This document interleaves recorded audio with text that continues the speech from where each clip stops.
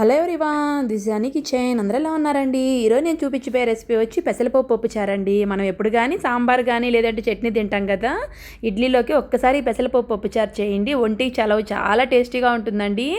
చాలా అంటే చాలా కమ్మగా ఉంటుంది. ఒక్కసారి ఈ స్టైల్ ట్రై చేసి చూడండి. ఫస్ట్ దీనికి 2 టమోటాలు కట్ చేసుకున్నాను. ఒక పెద్ద ఎర్రగడ్డ ఒకటి కట్ చేసుకోవాలి.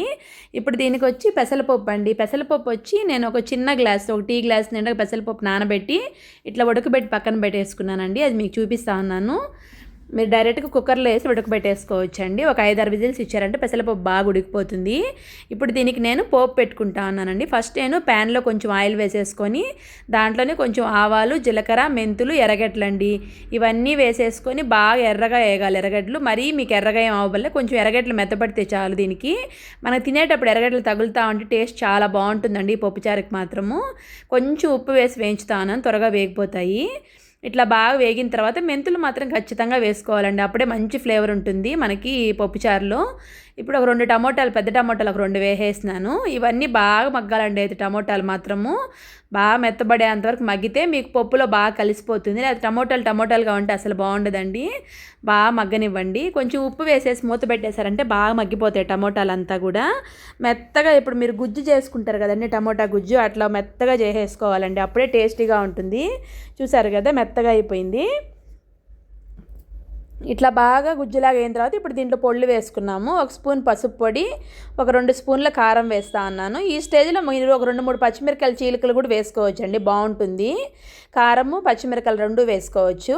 ఇప్పుడు దీంట్లో 2 స్పూన్ల ధనియాల పొడి, కొంచెం పసుపు, 2 స్పూన్ల కారం ఇవన్నీ వేసేసుకొని కొంచెం వాటర్ పోసుకుంటా అన్నానండి. కొంచెం ఆ మసాలా అంతా కొంచెం దాంట్లో పట్టాలి కదా, అందుకని కొంచెం నీళ్ళు పోసుకుంటా అన్నాను, గట్టిగా ఉంది కాబట్టి.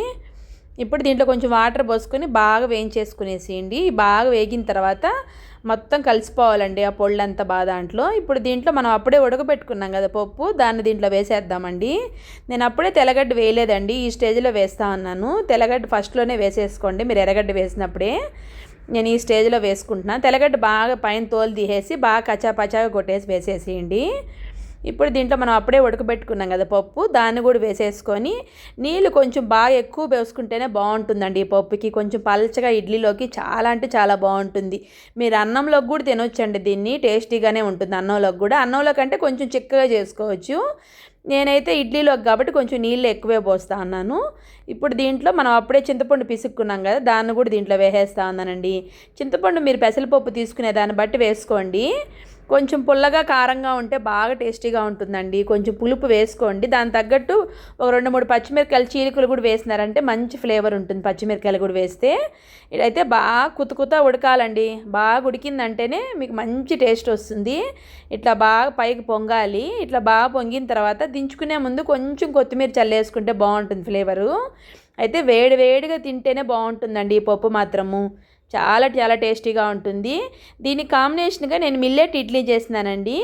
ఇప్పుడు మీకు ఊరికే ఇడ్లీ మాత్రమే చూపిస్తాను. మీకు ఎవరికైనా మిల్లెట్ ఇడ్లీ బ్యాటర్ కావాలంటే మాత్రము నా కామెంట్ సెక్షన్లో కామెంట్ చేస్తే మీకు ఎలా చేసుకోవాలో చూపిస్తానండి. చాలా అంటే చాలా మెత్తగా వస్తాయండి. మిల్లెట్స్ కూడా తింటే కూడా చాలా మంచిది హెల్త్కి. మామూలుగా మనం బియ్యం బ్యాటర్తో కన్నా ఇట్లా మిల్లెట్స్ బ్యాటర్ వేసుకున్నారంటే చాలా హెల్తీ అండి. మీకు కావాలంటే ఈసారి నేను ఉత్త ఇడ్లీ విత్ చట్నీ నేను చూపిస్తానండి. మిల్లెట్స్ ఇడ్లీ అట్లా చేసుకోవాలో అంతే అండి. సాంబార్ వేసుకొని వేడివేడిగా తిన్నారంటే భలే ఉంటుందండి టేస్ట్. అంతే అండి. మీకు నచ్చుంటే లైక్ చేయండి, షేర్ చేయండి, సబ్స్క్రైబ్ చేయండి.